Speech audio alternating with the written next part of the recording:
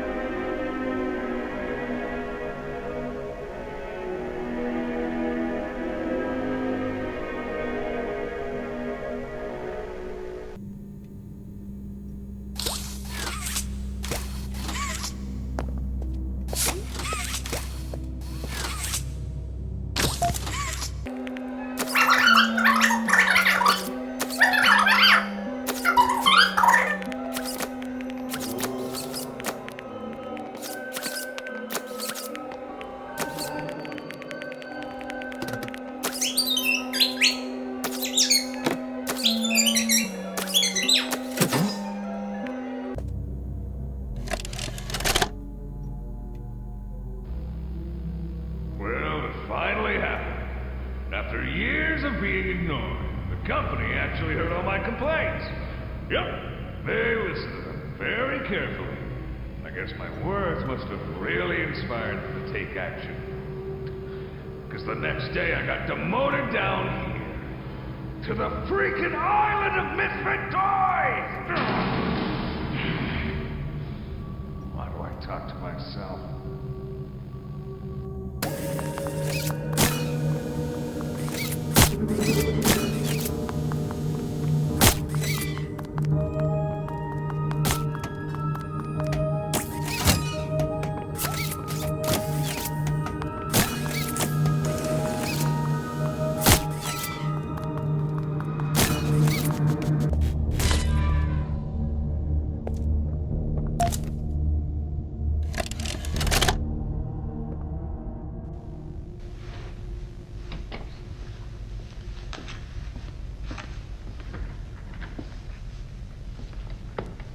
Mind if I film this? Oh, not at all, sir. That's what I like to hear. So, Marcus, what happened? You see, I was heading home for the day when my apars realized that I left me bloody wallet in the cafeteria. So I'm running through the lobby, and that's when I see it. A mop handle lodged under the innovation wing gate. So what'd you do, Marcus? Well, I just thought I'd nab the bloody yoke and be on me merry way. And? Well, I'm reaching for the thing, and the mob handle jolts on its own. Had me scared stiff. I thought I was the only one there. So, I took a peek beneath the gate, and some massive bloody thing was doddering about the bloody hallway. Thing? You're sure it wasn't a person? Ain't no person that's 50 feet long with 1,000 legs. Marcus, you're losing me. Maybe you just saw a bunch of people walking by. Look, it wasn't people, alright? I haven't a bloody notion what it was, but it wasn't human. Who have you told about this? Besides me, obviously. Just you, sir. Obviously. Okay. I'll have security skim the cameras and take a look. What? There's a massive bloody monster! Skimming ain't gonna get rid of it! You're out of line, Marcus. We make toys, not monsters. Now come on, get out of my sight.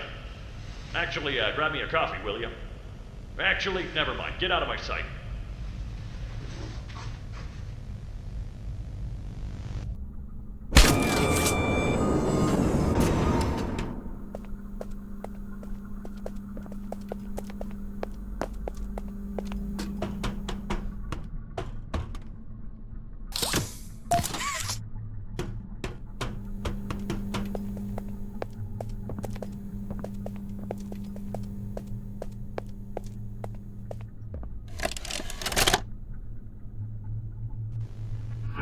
Jimmy, your work as Playtime Co.'s Chief Marketing Officer has skyrocketed the company's profits.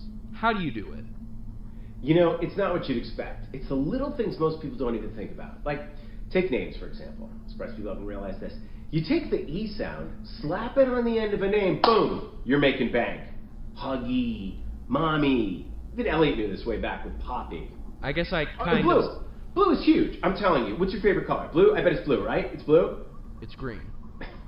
Okay, well, you're a special case. Most people would say blue. But seriously, marketing is not as easy as you think. I make it look easy.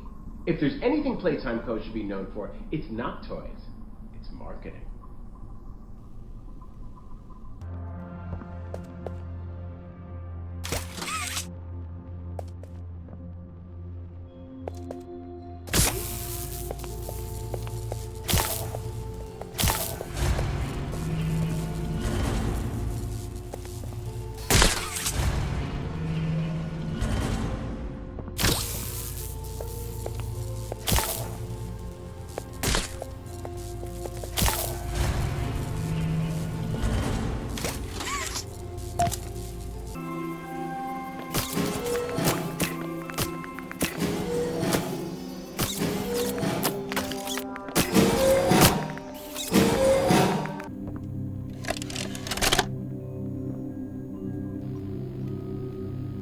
The following is a pre-recorded announcement to address the many complaints regarding an alleged very, very big spider crawling around in the facility.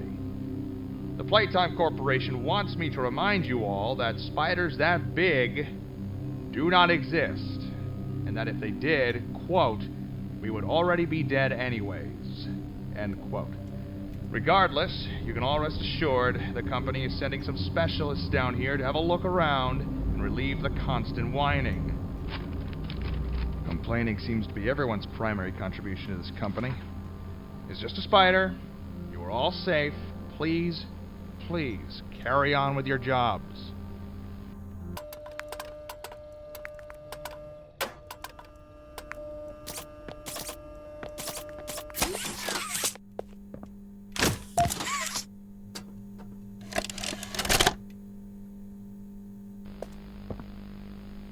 Log code 08502.